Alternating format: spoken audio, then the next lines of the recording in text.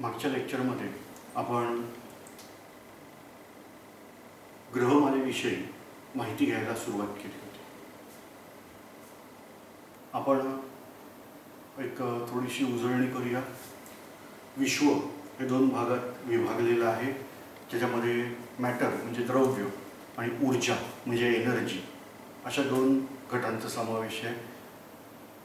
ज्याच्यामध्ये जवळजवळ आपल्याला विश्वाचं केवळ 4% म्हणजे 4% ज्ञान आपल्याला आहे. याचं कारण म्हणजे विश्वामध्ये डार्क एनर्जी आणि डार्क मॅटर हे प्रचंड मोठ्या प्रमाणात, अंदाजे 96% हे डार्क एनर्जी आणि डार्क मॅटर आहे. यानंतर आपण बघितलं होतं की विश्वातलं जे द्रव्य आहे हे दीर्घिकांच्या स्वरूपात, दीर्घिका म्हणजे गॅलेक्सी, त्या गॅलेक्सीच्या स्वरूपात आहे. त्यापैकी आपली जी गॅलेक्सी, आपली आकाशगंगा ही कित्येक अब्ज ताऱ्यांची बनलेली आहे. ह्यापैकी एक तारा हा सूर्य आहे. सूर्याभोवती विविध पदार्थ हे विविध आकारांच्या कक्षांमध्ये फिरतात. उदाहरणार्थ द्यायचं झालं तर पहिला पदार्थ आपण त्यातला समजूया ग्रह.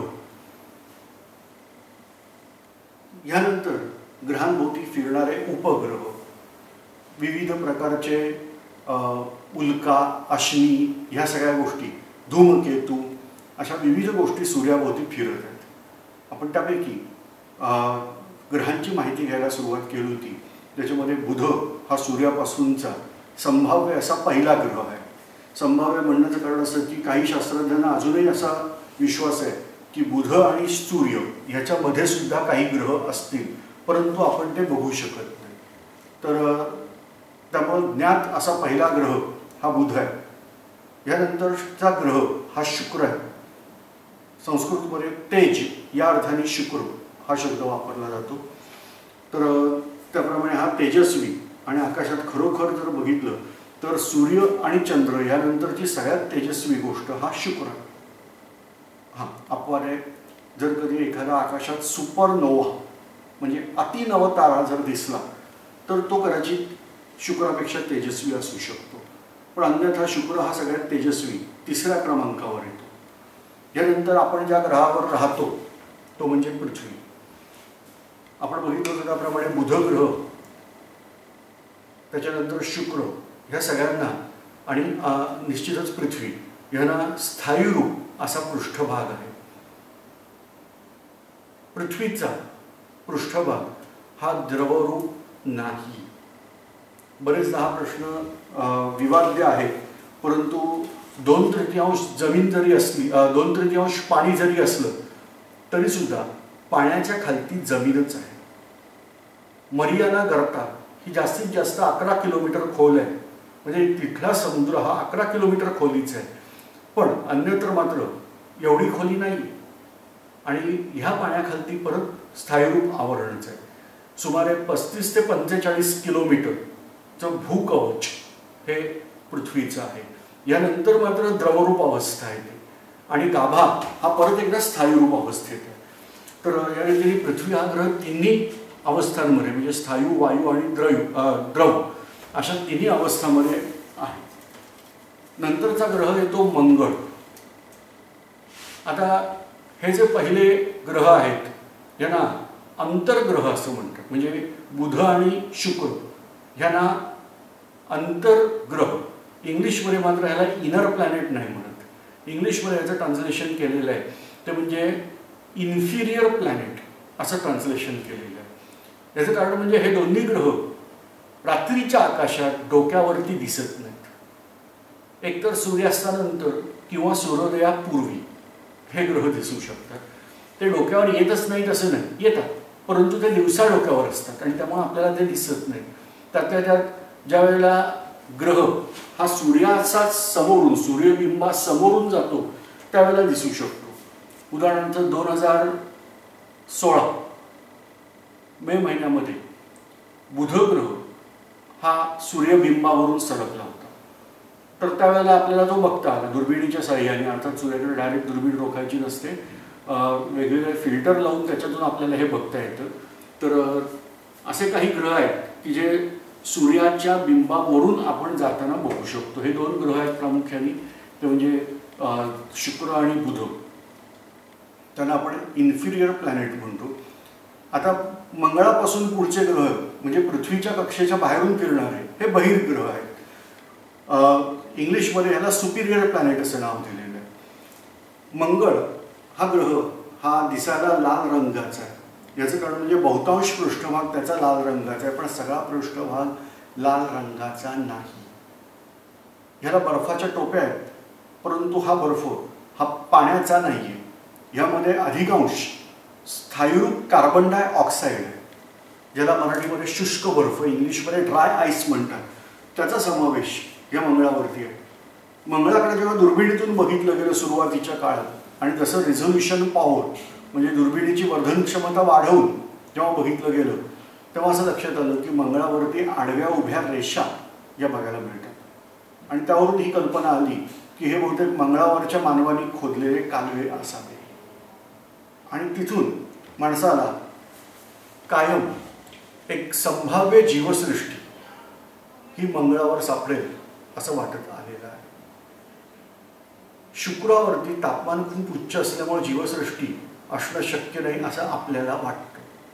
अर्थात पृथ्वीवरची जैविक विविधता बघितली तर कदाचित ही गोष्ट खोटी पण ठरेल, पण आज तागायत तरी शुक्रावरती किंवा बुधावरती जीवसृष्टी असण्यासाठी योग्य असं वातावरण सापडलेलं नाही. परंतु मंगळावर मात्र जीवसृष्टीसाठी काहीतरी पोषक वातावरण आहे. काहीतरी, आपण असं नाही म्हणू शकत की सर्वथा पोषकच आहे, परंतु त्यातल्या त्यात कमी तापमान, पण एकदम शून्याखाली गोठवणारही फार जास्ती नाही, ते मंगळावरती आहे. मंगळाचा आकार पृथ्वीपेक्षा थोडासा छोटा आहे, परंतु मंगळाच्या पृष्ठभागावरून पाणी वाहिल्याच्या खुणा, पाणी म्हणून किंवा कुठचा तरी द्रवरूप पदार्थ पण वाहिल्याच्या खुणा मात्र आपल्याला दिसतात. अमेरिकेने इथं विविध प्रकारची अंतराळयानं पाठवलेली आहेत. त्याचबरोबर इथे रोव्हर म्हणजे प्रत्यक्ष स्वयंचलित आणि स्वचलित असे वाहनही त्यांनी उतरवून इथल्या मातीचं वगैरे परीक्षण भरपूर मोठ्या प्रमाणात त्यांनी केलेलं आहे. त्याच्यात कुठेही आज तागायत जीवसृष्टीसाठी असणाऱ्या घटक सापडलेले नाही. परंतु एवढं मात्र नक्की की संभाव्यता येत्या काही शतकांमध्ये मनुष्य तिथं परत वस्ती करू शकेल. परत म्हणण्याचं कारण असं आहे की बऱ्याच जणांना अजूनही वाटतं की मंगळावरती जीवसृष्टी होती आणि ती काही कारणांनी नष्ट झाली. मंगळ या ग्रहाला 2 उपग्रह पण आहेत. एकाचं नाव आहे फोबॉस आणि दुसऱ्याचं नाव आहे डिमॉस. पृथ्वीला जसं एकच नैसर्गिक उपग्रह आहे चंद्र, तसं मंगळाचे 2 नैसर्गिक उपग्रह आहेत, फोबॉस आणि डिमॉस. अर्थात ह्यांचे आकार अतिशय गोल असे नाही. प्रामुख्याने ओबडधोबड वेड्यावाकड्या आकाराचे हे उपग्रह हे बघायला मिळतात. मंगळानंतर असं वाटतं की आणखीन एक ग्रह असला पाहिजे, तो फुटला असा एक शास्त्रज्ञांचा अंदाज आहे. आणि मग इथं लघुग्रहांचा पट्टा आहे. अर्थात पट्टा म्हणजे असं नका समजू की ओळीत सगळे ग्रह असे लघुग्रह तिथं फिरत आहेत वेगवेगळ्या कक्षेमध्ये, परंतु त्यांच्या कक्षेचं जे काही उच्चतम जाणं आहे ते ह्या टप्प्यापर्यंत जातं. हा ग्रह फुटला असा एक सिद्धांत आहे. आणि दुसरा एक सिद्धांत असा आहे की पूर्वी इथं तुकडे होते, त्यातून ग्रह तयार झाले. आणि मग ही जर थिअरी विचारात घेतली तर असं मानतात की इथले तुकडे मंगळानंतरचे हे एकत्रच येऊ शकले नाही आणि त्यामुळे ते तुकड्या तुकड्यांच्या स्वरूपात आहे. असे हे 2 विरोधाभास देणाऱ्या थिअरी ह्या घरासमोर बोलल्या जातात. घरासमोर म्हणजे प्रत्येक ग्रहाचे जी कक्षा आहे, जर तुम्ही अभ्यास केला तर बुध आणि शुक्र ह्याच्यात एक ठराविक अंतर आहे, शुक्र आणि पृथ्वी ह्यांच्यात एक अंतर ठराविक आहे. अशा पद्धतीमध्ये मंगळानंतरची जागा मिसिंग दिसते. म्हणजे तिथे एक ग्रह हवा होता, पण त्याऐवजी हे तिथं लघुग्रहांचा पट्टा सापडतो. आणि त्याच्यानंतर येतो तो म्हणजे आपल्या सूर्यमालेतला सगळ्यात मोठा ग्रह तो आहे गुरु. इंग्लिशमध्ये याला ज्युपिटर असं म्हणतात. मी परत एकदा सांगतोय, हा आपल्या सूर्यमालेतला सगळ्यात मोठा ज्ञात असा ग्रह आहे. ज्ञात म्हणण्याचं कारण अजूनही असं वाटतं की प्लुटो पलीकडेही काही ग्रह असावेत जे आपल्याला माहिती नाही. आणि आपल्या सूर्यमालेतलं म्हणण्याचं कारण असं आहे की शास्त्रज्ञांना पूर्वी वाटत होतं, परंतु निश्चित असे पुरावे नव्हते जे आता मिळालेले आहेत. ते म्हणजे अन्य ताऱ्यांभोवती सुद्धा ग्रह फिरत आहेत. आणि आज कित्येक ग्रहांचा असा शोध लागलेला आहे की जे ग्रह हे गुरुपेक्षाही आकाराने मोठे आहेत. त्यामुळे संपूर्ण विश्वात गुरु हा मोठा ग्रह नाही, परंतु सूर्यमालेमधला मात्र सगळ्यात मोठा ग्रह हा गुरु आहे. गुरु ग्रह हा बहुधा वायुरूप, स्थायूरूप पृष्ठभाग असावा असा अंदाज आहे, परंतु एवढं दाट वातावरण त्याभोवती आहे की आपल्याला निश्चित असं कुठचंही अनुमान हे त्याबद्दल करता येत नाही. गुरुग्रहाला गुरुत्व बल म्हणजे ग्रॅव्हिटेशनल फोर्स प्रचंड आहे, पण या व्यतिरिक्त गुरुग्रहाचं चुंबकीय क्षेत्रही अतिशय प्रभावी. पृथ्वीला पण असं चुंबकीय क्षेत्र आहे, म्हणून तर आपलं होकायंत्र किंवा चुंबक हे नेहमी उत्तर दक्षिण दिशा दाखवतं. तर तसंच गुरुग्रहाला सुद्धा चांगलं चुंबकीय क्षेत्र आहे जे पृथ्वीपेक्षा कितीतरी पट प्रभावी आहे. आणि मग अशा चुंबकीय क्षेत्रात गेल्यावर कदाचित माणसाला वेळ लागू शकतो. त्यामुळे गुरुग्रहावरती उतरण्याची कल्पनाही आपल्याला करायची तेवढी आवश्यकता नाही. परंतु गुरुग्रहावरती दिसणारी विलोभनीय गोष्ट म्हणजे गुरुग्रहाला असणारा एक मोठाच्या मोठा लाल ठिपका. याचं कोडं आपल्याला अजूनही पूर्णतः उलगडलेलं नाही. सुमारे 400 वर्षापासून हा ठिपका आपल्याला बघायला मिळतोय. आणि हा नक्की कशाचा आहे, कारण पृथ्वीच्या वातावरणात पण असे बदल दिसतात. उदाहरणार्थ सायक्लोन, चक्रीवादळं, परंतु ही क्षणभंगूर असतात. हे 2 दिवस, 4 दिवस, 5 दिवस, जास्तीत जास्त 15 दिवस वगैरे अशी टिकू शकतात. त्यापेक्षा असं होत नाही की 400 वर्ष एकच चक्रीवादळ फिरत राहिलेलं आहे, तर तसं होताना दिसत नाही. पण गुरुवर मात्र हा एक वातावरणात दिसणारा हा पट्टा हे एक न उलगडलेला अजून तरी कोड आहे. गुरुग्रहाला कडी पण दिसलेली आहे. ती कडी शनी एवढी मोठी नाही आहे, परंतु कडी आहे. आणि ह्याहीपेक्षा महत्त्वाचं, गुरुग्रहाला भरपूर उपग्रह आहेत. गॅलिलिओनी जेव्हा खगोलीय दुर्बीण पहिल्यांदा बनवली, गॅलिलिओनी पहिली दुर्बीण नाही बनवली, पण खगोलशास्त्रासाठी लागणारी दुर्बीण पहिली त्यांनी बनवली. आणि त्यातून त्यांनी गुरुग्रह बघितला. त्यावेळेला त्याला गुरुभोवती 4 उपग्रह फिरताना दिसले. तुमच्याकडे जर बऱ्यापैकी ताकदीचा कॅमेरा असेल, त्याची झूम पॉवर चांगली, तर तुम्ही गुरुग्रहाला फोकस करा. स्टँडवर ठेवून करावं लागतं. आपले हात तेवढं हे देते, थोडी व्हायब्रेशन्स हाताची असतात आपल्या. स्टँडवर लावून जर गुरुग्रहाला फोकस केलं तर गुरुचे उपग्रह आपल्याला सहज बघायला मिळतात. जर तुमच्याकडे साधी दुर्बीण असेल किंवा आरशाची दुर्बीण, खगोलीय दुर्बीण असेल, तर त्यातून एक विलोभनीय दृश्य हे आपण बघू शकतो. पण प्रत्येक वेळेला 4 दिसतात तर तसं नाही, कधी कधी 3 पण दिसतात. याचं कारण काय, तर ते गुरुच्या मागच्या बाजूला गेलेले असल्यामुळे दिसत नाही. तर असे 4 उपग्रह त्याचे पहिले कळले, पण आता त्यांची संख्या वाढत वाढत गेलेली बघायला मिळते. भरमसाठ उपग्रह गुरुभोवती फिरतात. आज मिती सर्वाधिक उपग्रह हे गुरुभोवती फिरताना दिसलेले आहेत. त्याचं कारण म्हणजे त्या ग्रहांचे, उपग्रहांचे आकार हे कमी अधिक आहे, परंतु सुमारे 64 उपग्रह हे गुरुभोवती फिरत असल्याचं कळतं. यात कदाचित भर जास्ती पडू शकते.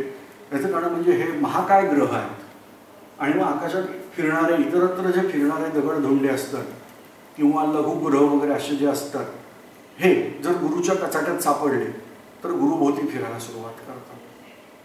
जी ग्रह गुरुची आहे गोष्ट तीच पुढं शनीची.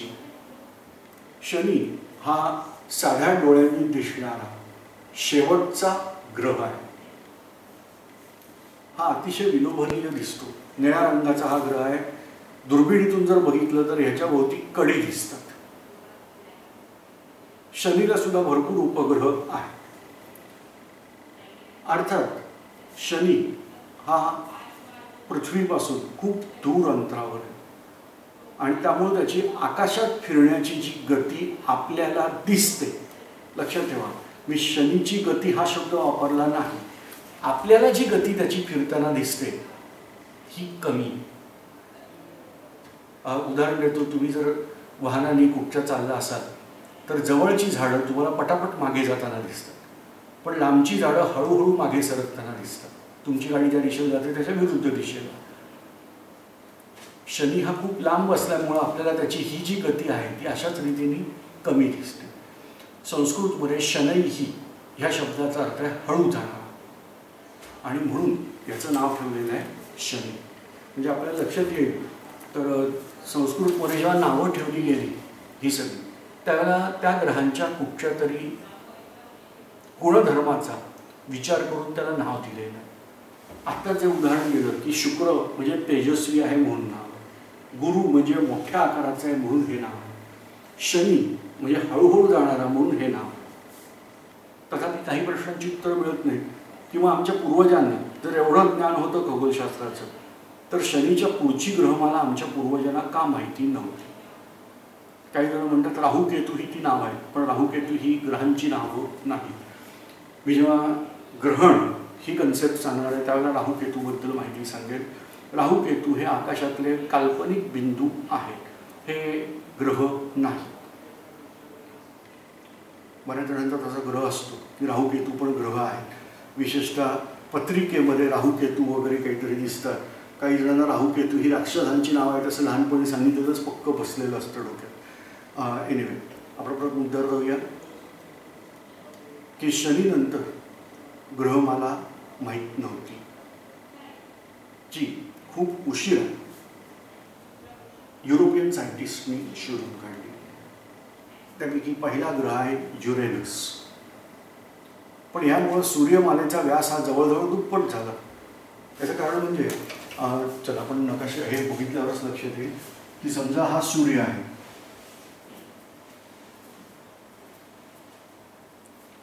सूर्यापासून पहिला ग्रह आहे बुध, शुक्र, पृथ्वी. वर हे ग्रह अशा ओळीत नसतात, फिरत असतात. फक्त मी इथं क्रम दाखवतोय. मंगळानंतर एका ग्रहाची गॅप आहे. म्हणजे मी इथं सपोज तुम्ही एक छोटीशी रेष ओढून ठेवतो. त्याचं कारण म्हणजे हा लघुग्रहांचा टप्पा आहे आणि ह्याच्यानंतर हा मोठा ग्रह आहे गुरु. त्यानंतर शनी, आणि शनीला कडं काढलेलं आहे. आता सूर्य ते शनी हे जे अंतर आहे एवढंच अंतर, कदाचित कॅमेऱ्याच्या बाहेर पण जाईल की काय आहे दिसतं, एवढंच अंतर पुढच्या ग्रहात आहे, ते म्हणजे युरेनस. युरेनसचा जेव्हा शोध लागला तेव्हा युरेनसचा अभ्यास चालू झाला. आणि युरेनसचा अभ्यास चालू झाल्यानंतर असं लक्षात आलं की न्यूटनचे जे काही नियम आहेत गुरुत्वाकर्षणाच्या संदर्भातले, हे बरेचसे नियम प्लुटोला लागू होत युरेनसला लागू होत नाही. विशेषतः युरेनसला जी अपेक्षित गती आकाशात दिसायला हवी होती गणिताने केली, ती दिसत नाही. अपेक्षित गतीपेक्षा युरेनसची गती कमी मिळते. जशी युरेनसची गती कमी मिळत गेली त्याबाबतची कारणं काय असतील, विविध सिद्धांत हे त्यासाठी मांडले गेले. त्यापैकी एक सिद्धांत तर एवढा विचित्र होता की न्यूटनचे नियम हे केवळ शनीपर्यंतच्याच ग्रहमालेचा अभ्यास करून केलेले असल्यामुळं ते शनी पुढं उपयोगीच नाही आहेत असाही सिद्धांत मांडला होता. पण नंतर असं लक्षात आलं की युरेनस पलीकडे एखादा ग्रह असावा जो ग्रह युरेनसला मागे खेचत असेल, आणि म्हणून युरेनसची गती ही अपेक्षित गतीपेक्षा कमी बघायला मिळते. आणि त्याप्रमाणे अभ्यास करून गणिताच्या आधारे पुढचा ग्रह शोधला गेला तो आहे नेपच्यून. म्हणजे युरेनस नंतरचा ग्रह. आता मी इथं या बाजूला दाखवतो. याचं कारण म्हणजे आपल्या स्क्रीनमध्ये सगळी ग्रह मला काही इथं बसत नाही आहे. तर युरेनस नंतरचा ग्रह येतोय नेपच्यून. नेपच्यूनचा जेव्हा अभ्यास चालू झाला तेव्हा लक्षात आलं की नेपच्यूनची सुद्धा अपेक्षित गती आणि दिसणारी गती याच्यात तफावत आहे. पण आता उत्तर तयार होतं. नेपच्यूनच्या पुढं दुसरा ग्रह असेल जो नेपच्यूनला मागे खेचत असेल. आणि मग तसा अभ्यास करून नेपच्यूनच्या पुढच्या ग्रहाचा शोध घेतला गेला आणि तो ग्रह सापडला. त्याला नाव दिलं प्लुटो. म्हणजे या रीतीने ही ग्रहमाला होते. मी परत रिवाइज करतोय. बुध, शुक्र, पृथ्वी, मंगळ, लघुग्रहांचा टप्पा, त्याच्यानंतर गुरु, मग शनी, युरेनस, नेपच्यून आणि प्लुटो. युरेनस आणि नेपच्यून हे बहुधा वायुरूप ग्रहच आहेत. शनी ही वायुरूप ग्रहच आहे. शनीची घनता खूप कमी, म्हणजे पाण्याच्या घनतेपेक्षाही शनीची घनता कमी आहे. म्हणजे जर तुमच्याकडे एवढं पाणी असेल की ज्याच्यात तुम्ही शनी डुबवू शकाल तर शनी हा पाण्यात बुडणार नाही. शनी हा पाण्यावर तरंगताना दिसेल. शनी हा स्वतःच्या आसाभोवती, आस म्हणजे ज्याच्याभोवती फिरतो, तो जवळजवळ 90 अंशात फिरतो. म्हणजे मला हे म्हणणं जास्त योग्य वाटेल की शनी हा घरंगळत गेल्यासारखा सूर्याभोवती फिरतो. पृथ्वीचा आस फक्त 23.5 अंशांनी कललेला आहे. जेव्हा शनी हा 90 अंशांनी कललेला असाने घरंगळत गेल्यासारखा पृथ्वी सूर्याभोवती फिरत असतो. शनी नंतरचे जे युरेनस आणि नेपच्यून आहेत यांनाही कडी आहे. नासाने न्यू होरायझन ह्या नावाची मोहीम प्लुटोचा अभ्यास करायला पाठवली. त्यांनी अनेक वेगवेगळ्या गोष्टी समोर येत आहेत, अजूनही येत आहेत, चालू आहेत. परंतु असं लक्षात आलं की प्लुटो हा एक ग्रह नसून ही ग्रहांची सिस्टीम, संस्था असल्यासारखं वाटायला लागलं. प्लुटो हा आकाराने खूप लहान ग्रह आहे. तुलना केली तर युरेनस, नेपच्यून हे राक्षसी ग्रह आहे. एवढा छोटा प्लुटो आहे. बरं, व्याप कमी की काय? प्लुटो एवढा छोटा असताना प्लुटो भोवती एक उपग्रह पण फिरतो. त्याचं नाव आहे शेरान. हळूहळू लक्षात आलं की तो एक उपग्रह नाही आहे, आणखीन एक उपग्रह आहे. असं करत न्यू होरायझन मोहिमेनंतर असं लक्षात आलं की 5 उपग्रह इथं आहेत. अर्थात ही जी सिस्टीम आहे ही थोडीशी प्रॉब्लेमॅटिक आहे. आपण आता खगोलशास्त्रातून थोडंसं बाहेर येऊ आणि एक दुसरी संकल्पना आपण आधी बघूया. ज्यावेळेला मी म्हणतो की सूर्य हा केंद्रस्थानी आहे, तो स्थिर असून पृथ्वी ही सूर्याभोवती फिरते, हे लहानपणी समजायला ठीक आहे. परंतु जसं मोठा होतो आणि ज्ञानाच्या दृष्टीने आपण पुढे येतो तसं लक्षात येतं की असं नाही. सूर्य हा पृथ्वीला सूर्याकडे खेचून घेतोय, जेव्हा पृथ्वी ही सूर्याला आपल्याकडे खेचून घेते. ह्या खेचाखेचीमध्ये एक बिंदू असा आहे की जिथं दोघांची संभाव्य बल एकमेकाकडे खेचायची ही बॅलन्स होतात. हा जो बिंदू आहे ह्याला बॅरी सेंटर असं नाव आहे. म्हणजे जर मी इथं दाखवलं, दुसऱ्या रंगामध्ये दाखवतो म्हणजे आकृती वेगळी असं लक्षात येईल. तर कल्पना नीट समजून घ्यायची. हा सूर्य आहे आणि ही पृथ्वी आहे. सापेक्ष आकार नाही आहे, फक्त संकल्पना समजून घेण्यासाठीच हे चित्र काढलेलं आहे. तर गुरुत्वबल हे दोघांच्या केंद्रापासून ॲक्ट होणार आहे. आता ही जी बॅलन्सिंग लाईन आहे, हा जो पॉईंट आहे हा सूर्याचं केंद्र आहे, हा पॉईंट आहे हा पृथ्वीचं केंद्र आहे. पण ह्या दोघांमध्ये बॅलन्स होणारी जी लाईन येते तो बिंदू हा सूर्याच्या आत आहे. ह्या बिंदूचं नाव आहे बॅरी सेंटर. आणि त्यामुळं सूर्य आणि पृथ्वी यांचा बॅरी सेंटर सूर्याच्या आत आहे. प्रत्यक्षात सूर्य पण त्या बॅरी सेंटर भोवती फिरतोय आणि पृथ्वी पण त्याच बॅरी सेंटर भोवती फिरते. कल्पना कळते? परंतु ते बॅरी सेंटर सूर्याच्या आत असल्यामुळं आपल्याला असं वाटतं की पृथ्वी सूर्याभोवती फिरते. आता मी ह्या पृथ्वीच्या ऐवजी इथं गुरुग्रह दाखवतो. गुरुचं जे बॅरी सेंटर आहे सूर्य आणि गुरु यांच्यामधलं, हे सूर्याच्या पृष्ठभागाच्या थोडंसं बाहेर आहे. त्यामुळे होतं काय की सूर्य पण ह्या केंद्राभोवती फिरतोय आणि गुरु पण ह्याच केंद्राभोवती फिरतो, आणि त्यामुळं सूर्याला थोडीफार थरथरल्यासारखी गती आहे. याला वॉबलिंग मोशन असं काहीतरी नाव. ही जी कंपगती सूर्यामध्ये बघायला मिळते, यावरून शास्त्रज्ञांनी सिद्धांत मांडला आणि विविध ग्रहांचा, सूर्यमाले बाहेरच्या विविध ग्रहांचा शोध लागायला सुरुवात झाली. कारण जे तारे अशा प्रकारची गती दाखवतील त्यांच्या भोवती ग्रह फिरतो हे नक्की, पण त्यासाठी ग्रहाचा आकार गुरुग्रहा एवढा मोठा असायला पाहिजे.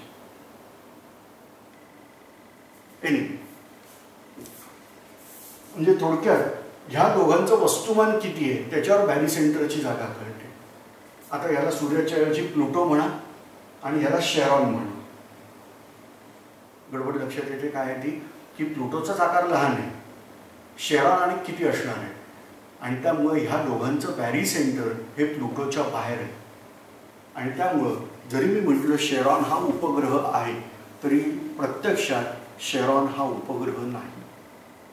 शेरॉन हा प्लुटोभोवती फिरत नाही, तो बॅरी सेंटर भोवती फिरतोय, आणि प्लुटो स्थिर नसून प्लुटो सुद्धा बॅरी सेंटर भोवती फिरतो. आणि त्यामुळं समजा हे दोघं फुगडी घातल्यासारखे असे फिरताना दिसते. आणि त्यामुळं प्लुटोचं ग्रहपद धोक्यात आलं. कारण ग्रहाच्या व्याख्येत असं म्हटलेलं आहे की प्रत्यक्षपणे सूर्याभोवती फिरणं आवश्यक आहे. चंद्र सुद्धा सूर्याभोवती फिरतो, परंतु अप्रत्यक्षपणे, कारण चंद्र पृथ्वीभोवती फिरतो आणि पृथ्वीभोवती फिरता फिरता त्याची सूर्याला प्रदक्षिणा होते. परंतु प्लुटो मात्र प्रत्यक्षपणे सूर्याभोवती फिरत नाही. तो आणि शेरॉन हे असे फुगडी घातल्यासारखे फिरत फिरत सूर्याभोवती फिरतात, आणि म्हणून प्लुटोला ग्रह म्हणता येत नाही.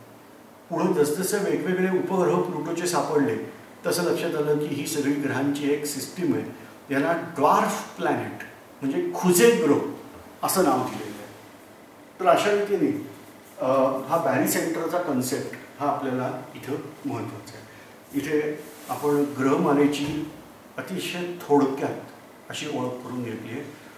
नियम लक्षात ठेवायचा याच्यातले काही ठोकताळे, ते म्हणजे सगळे ग्रह सूर्याभोवती जवळपास एका प्रतलात फिरतात. प्रतल म्हणजे लक्षात येते आपल्याला, समजा मी हा एक कागद घेतले तर ह्याला प्रतल म्हणतात. तर सगळे ग्रह एवढे असे असेच फिरताना दिसतील, थोडेफार वर खालतील, एकदम सगळेच एका प्रतलात फिरत नाहीत. पण प्लुटो मात्र प्रतलाला एक विशिष्ट असा कोन करून, सुमारे 28 अंशाचा कोन करून फिरताना दिसतो. सगळ्या ग्रहांना स्वतःची निश्चित अशा कक्षा आहेत. पृथ्वीचा क्रमांक कितवा? 3रा सूर्यापासून. मंगळाचा क्रमांक कितवा? 4था. या पद्धतीत.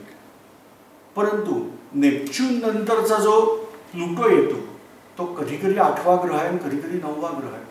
म्हणजे याचा अर्थ नेपच्यूनच्या कक्षेला प्लुटोची कक्षा छेद देते. आणि मग नेपच्यून आणि प्लुटो हे कधी 8वा आणि कधी 9वा ह्या क्रमांकावरचे ग्रह येतात. आणि हा वाद मोडण्यासाठी प्लुटोचं ग्रहपद रद्द केलं. तो रद्द झाल्यामुळं नेपच्यून हा 8वाच ग्रह आहे आणि एकूण ग्रहांची संख्या 8च होते. प्लुटोला आपण खुजा ग्रह असं म्हटले. ही कारणं आहेत. अर्थात सगळे ग्रह हे स्वतःभोवती फिरताना पश्चिमेकडून पूर्वेकडं फिरत असतात. म्हणजे तुम्हाला लक्षात येईल की आपल्याला पृथ्वीवरून सूर्योदय पूर्वेला होताना दिसतो आणि सूर्य पश्चिमेला मावळतो. याचा अर्थ पृथ्वीची फिरायची गती ही पश्चिमेकडून पूर्वेकडे असली पाहिजे. म्हणजेच आपल्याला सूर्य उलटा जाताना म्हणजे पूर्वेला उगवून पश्चिमेकडे जाताना दिसतो.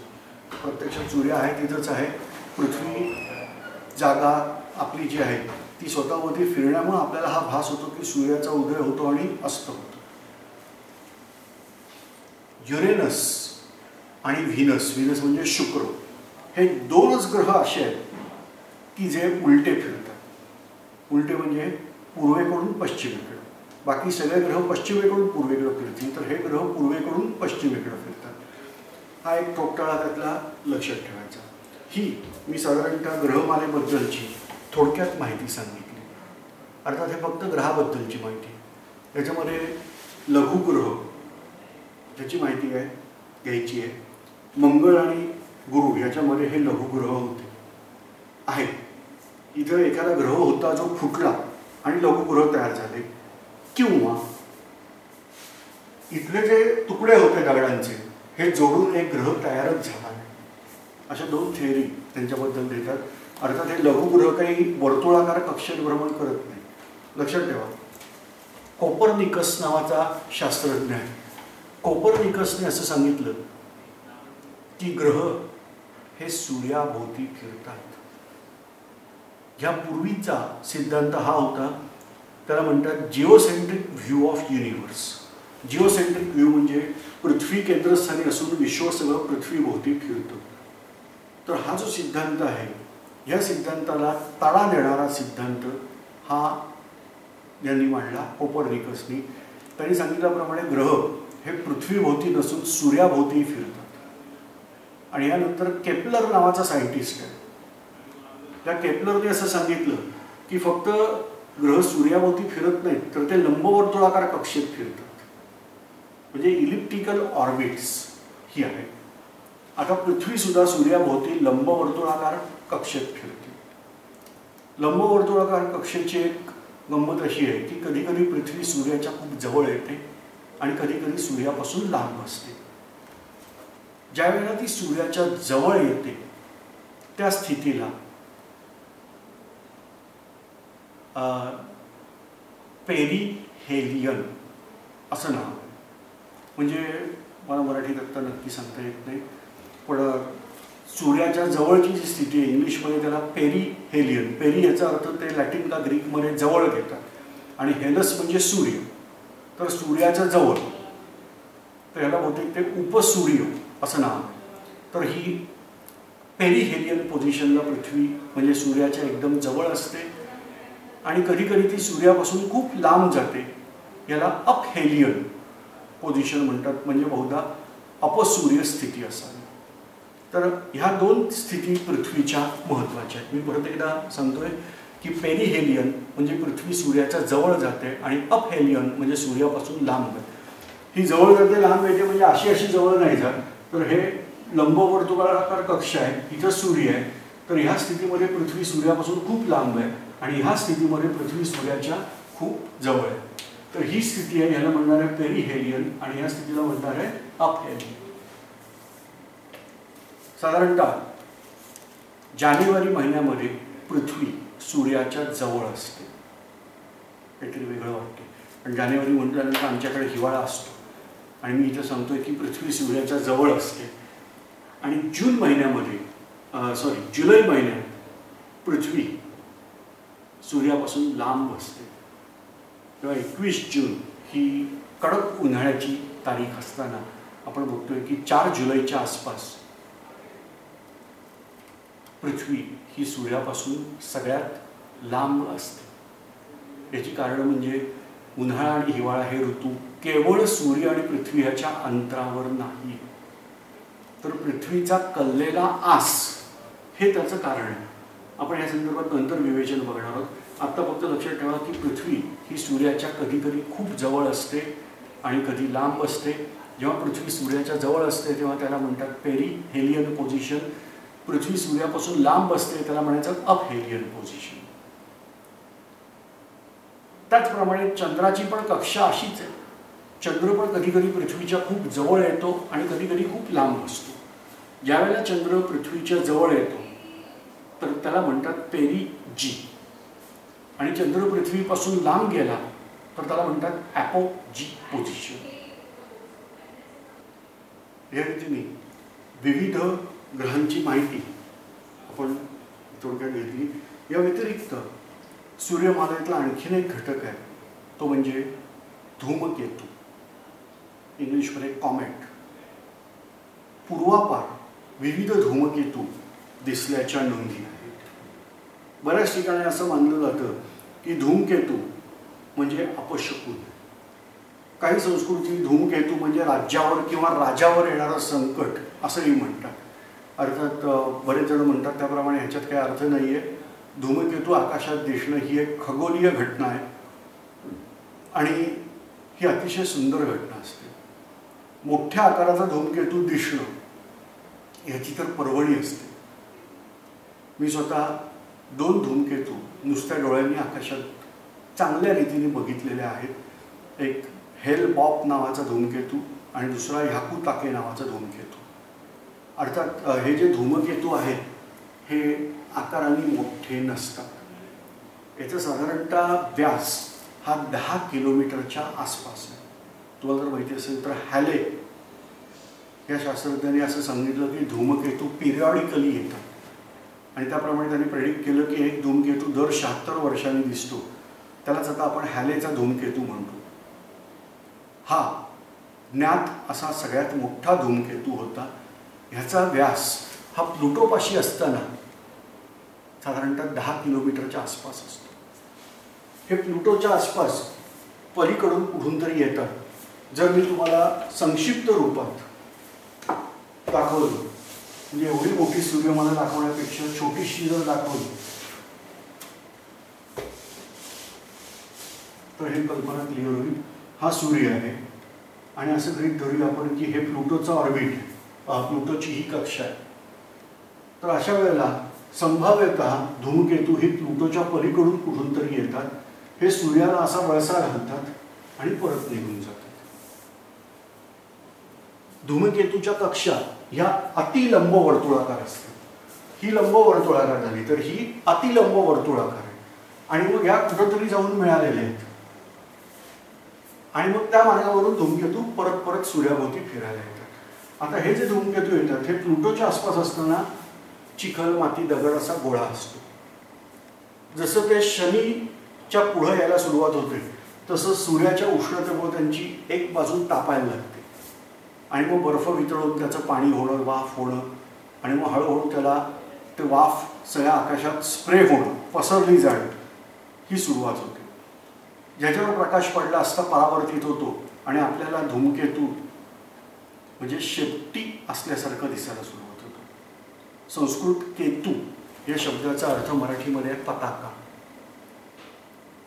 धूम हा संस्कृत शब्द आहे धूम्र म्हणजे धुराची पताका असं त्याचं खरं नाव आहे. तर ही धुराची पताका ही आपल्याला अशा रीतीने दिसायला सुरुवात होते.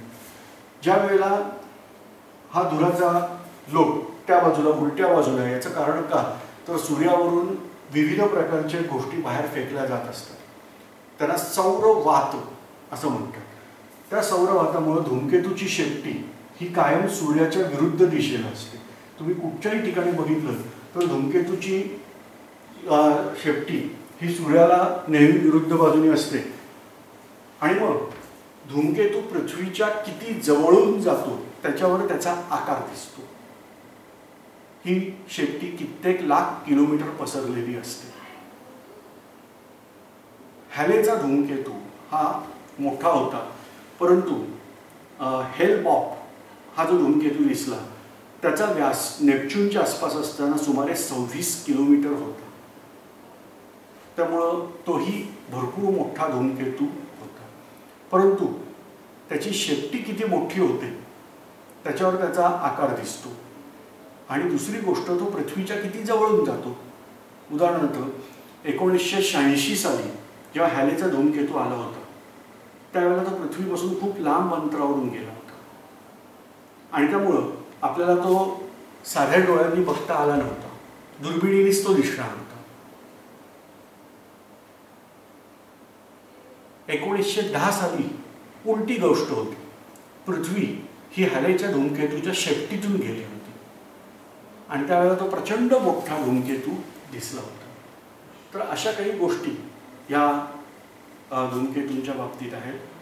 धूमकेतू निघून गेल्यानंतर सुद्धा त्याच्या शेपटीचा जो कचरा असतो तो सगळा त्याच्याबरोबर जात नाही, तो शिल्लक राहतो आणि मग जिथून धूमकेतू गेला तिथून जर पृथ्वी गेली तर हा कचरा पृथ्वीच्या वातावरणात प्रवेश करतो आणि मग आपल्याला दिसतो तो म्हणजे प्रचंड मोठा उल्का वर्षाव. आज मी हे व्याख्यान या ठिकाणीच थांबवतोय. उरलेली माहिती पुढच्या व्याख्यानात.